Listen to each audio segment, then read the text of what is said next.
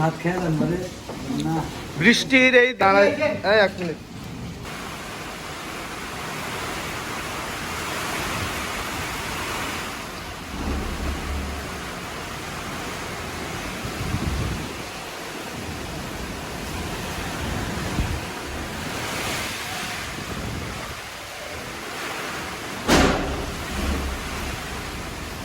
মুড়ি মাখা খাওয়ার জন্য নানায় মরিচ কাটতেছে।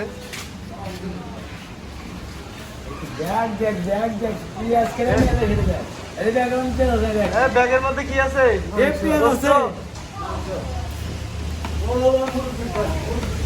ভাত খেয়ে যান বলে না বৃষ্টির এই দিনে এখানে মনির অটো পয়েন্টে মুড়ি মাখা খাওয়া হচ্ছে।